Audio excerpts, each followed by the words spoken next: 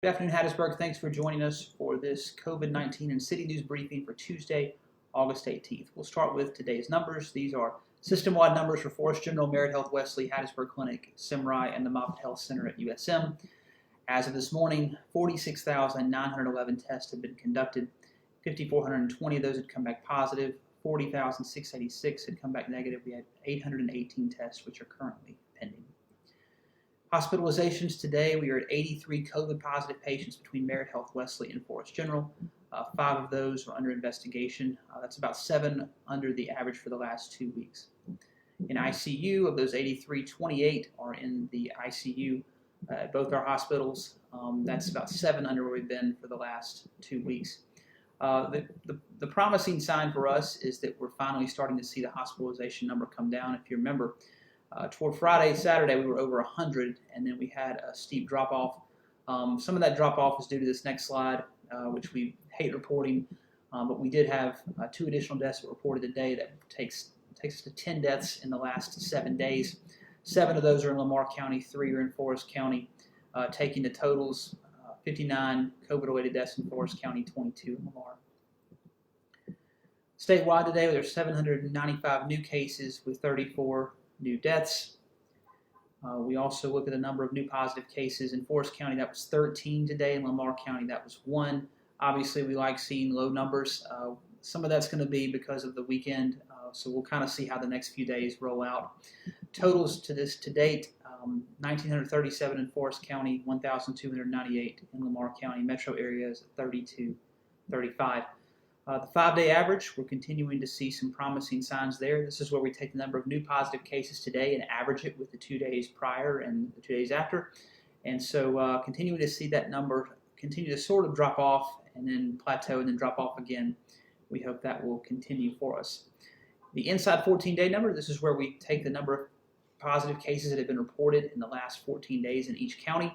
Kind of gives you an idea of how many active cases you could have in your community, because this disease typically follows 14-day or fewer life cycle unless there's a bad reaction. In Forest County, that number is at 284, and now in Lamar County, that number is at 162.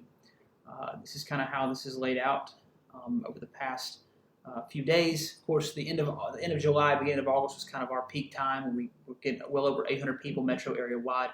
The numbers continued to fall. I will say in Forest County, at least, the last few days we've been between 283 and 290, so we hope that we can see some numbers drop even further past that. Compared to where we were a week ago right now, Forest County, a week ago we were at 362, 284 today. Last Tuesday, Lamar County was at 249. Inside 14 days, they're down to 162, so well over 150 in our metro area fewer inside 14 days in terms of new positive cases. Hospitalizations, we're starting to see that number decline as well. Down from 90 last week, we're 83 now, down 7 as well in ICU. Of course, some of those are attributed to those new deaths. However, we go back to our goals with that. Protect the vulnerable. If we can protect people who are over 60 and people with underlying health conditions from getting this illness, they won't get in the hospital and they won't go to the ICU and or worse, which means we'll also prevent overrunning our healthcare system by slowing the spread. We can do those 2 things. We can open up our private sector and continue letting them operate. Our 4 factors, we continue to push testing people if people have been around other people, if they've traveled, if they're having symptoms, go get tested and then go home and stay. Wearing masks, we do believe the mask wearing has helped, especially these last 2 or 3 weeks. We'll continue to watch our own data and listen to all voices. Yesterday, I signed Executive Order 2020-16. This extended all the previous orders on capacity limits and masks. It also included the extension of the limitation of 10 p.m. We're going to be closing for dine-in service in bars and clubs. That's going to go until August 31st. The message in all of this is stay the course. Wearing masks helps. Socially distancing yourself helps. Avoiding large crowds helps. We can continue seeing that inside 14-day number and that hospitalization ICU number continue to decline if we'll just make good decisions both individually and collectively. We know there are some things that are going to be pushing against that. We know that students are going to be coming back to K-12 schools. Most of our schools have now opened up, except for Hattiesburg schools. We know that our students are back at our universities, and that's going to create, there's going to be some transmission there. The big thing is, if we can all just engage in good behavior, wear our mask, socially distance ourselves, avoid large crowds, then we can keep the vulnerable from getting sick. We can keep our hospital system from being overrun. But that relies on all of us making those good decisions. Some non-related COVID city news. Yesterday we announced a $1.4 million project that's going to replace many of the undersized lines in the East Jerusalem neighborhood. Those 1 to 3 inch lines that have been there for, well, since the beginning are now going to be replaced with 6 to 8 inch lines. Some houses were close to a properly sized line, but they weren't connected to it. This will also do that. And so this will hopefully reduce the occurrences of brown water. It will also create more consistent water pressure for that East Jerusalem neighborhood. We were glad to announce that. Also, we have seen our census numbers slowly creep up, but we need to do better. If you live in Ward 1, 2, 4, or 5, we have a lot of work to do. So go to HattiesburgCounts.com and fill out your census form, and then check with people that you work with, people you go to church with, people in your family and friends, just saying, hey, have you filled out your census form? 2 acts of courage for you today. First of all, there's a blood drive this Thursday from 11 to 6 at the Multipurpose Center, Forest County Multipurpose Center, benefiting Lieutenant Terrell Carson.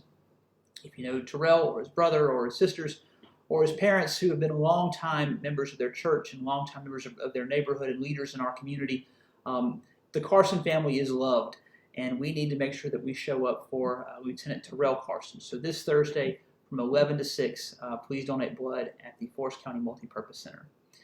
And finally, today marks a special anniversary. Today is the 100th anniversary when the 19th Amendment was ratified. This gave women, most women, the right to vote. And we've painted the fire hydrant out in front of City Hall to commemorate that. There was a mural done earlier this year. Of course, we know in our own community and throughout the country, there were other groups of women who had to continue fighting several decades to get that right to vote. But what anniversaries like this teach us is that we should never take that right for granted. And whether it's honoring those who came before us, whether it's looking around at all the elected officials that we have now who are women, who are pioneers in holding office, whether it's just giving us motivation to go out and be involved and vote this November and even vote next Tuesday in the Mississippi Power referendum. That's a sacred right that we should never take for granted.